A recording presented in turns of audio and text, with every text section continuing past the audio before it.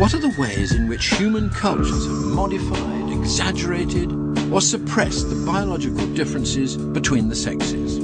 We've all inherited gender differences that separate male from female, but time and again, society has tampered with these, taking certain features and exaggerating them to make females super female or males super male. The language of sex has become a noisy babble of adornments and cosmetics, manners and costumes, dances and ceremonies. How have these arisen, and what do they all mean?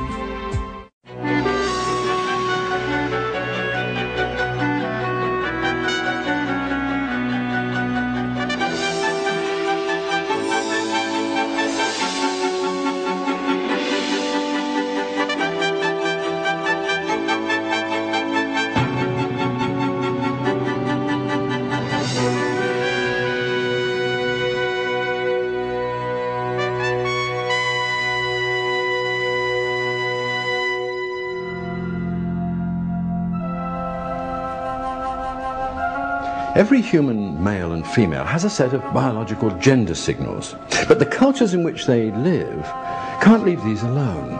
They modify them in 1,000 different ways, exaggerating some and suppressing others, changing them and making them more and more elaborate, translating the biological language of sex into a complex cultural adventure.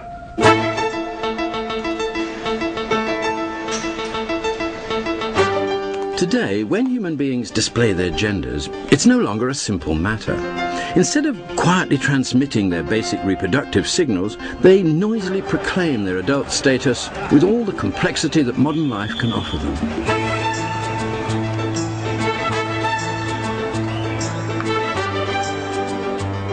We've fine-tuned ourselves to take into account 1,000 tiny details when we set eyes on a member of the opposite sex, performing lightning calculations to assess their sex appeal.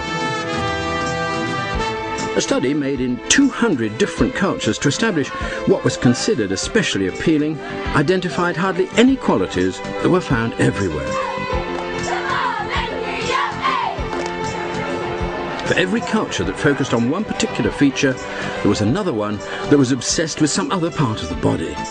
Usually these features were exaggerations of one or other of the many human gender signals.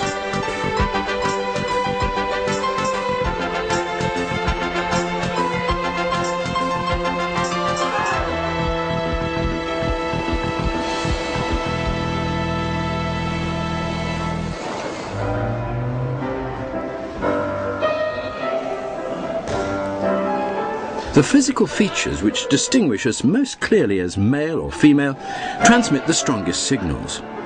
For example, the female neck is longer, more slender, more swan-like than the male neck.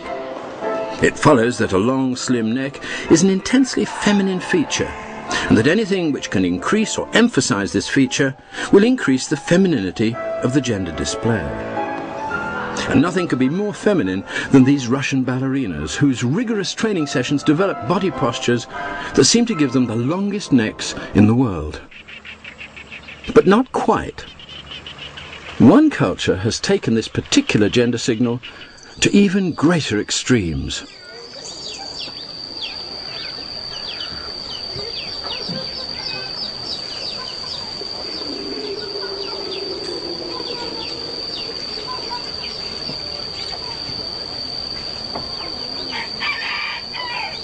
The giraffe-necked women of the Padang people from eastern Burma start putting solid brass rings round their necks when they're very young.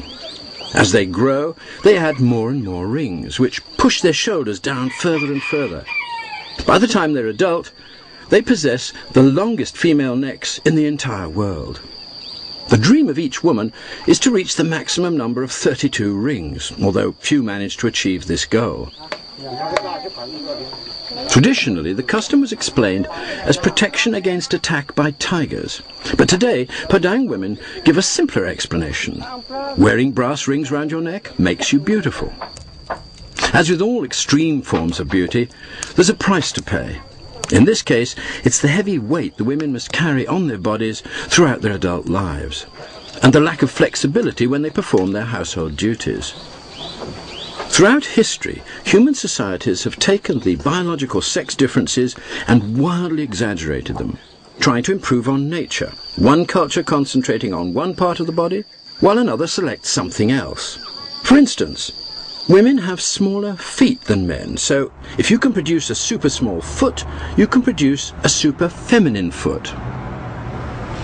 Nothing illustrates this more vividly than this ancient Chinese shoe. And believe it or not, this was not the shoe of a tiny child, but of a fully adult Chinese woman, despite its minute size. And it was a woman who had suffered the excruciating pain of traditional Chinese foot binding. As a small girl, maybe only 6 or 7, her mother would have insisted on her going to the foot binder, and there she'd have had her foot crushed.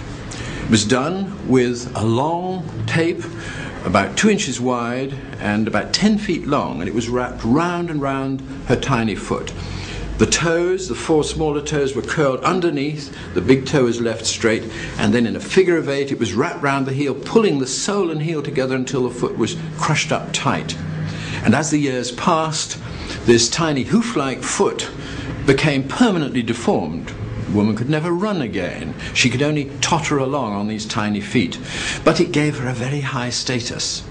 And it made the foot very sexually exciting to Chinese men. The foot was known as the golden lotus, and it became the focus of erotic longing. During lovemaking, men would touch it, caress it, kiss it, suck it, and even put the whole foot inside their mouth as part of the erotic foreplay of love. This custom lasted nearly 1,000 years, from the 10th century to the beginning of the 20th, when it was at last stamped out as cruel and barbaric. But although the custom is gone and the pain has stopped, these exquisite relics remain in all their delicate beauty. Like the Chinese ladies of yesterday, modern women prefer shoes that are as small as possible. They may not go so far as foot crushing, but they intuitively recognize the femininity of a small foot. And there's an old saying in the shoe trade that if a shoe is attractive, it doesn't fit. Not only are Western shoes worn too tight, they're also frequently worn in a shape that distorts normal locomotion. Fashionably high-heeled shoes interfere with the balance of the body. Like the Chinese shoes, they make the walk of the wearer more precarious, more vulnerable, and therefore more likely to arouse the protective instincts of the human male. The medical price paid for this particular form of feminine appeal includes, in extreme cases, skin calluses, cramped toes, sprained ankles, strained backs, and shortened calf muscles. But no one ever promised that gender exaggeration was going to be easy. Another body zone available for gender amplification is the mouth. On average, the human female has larger lips than the male.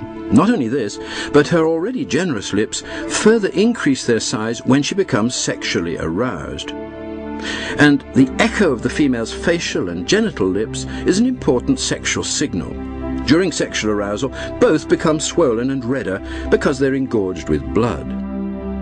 If it's sexy for a woman to have large red lips, then exaggerating their size and colour should make them even sexier.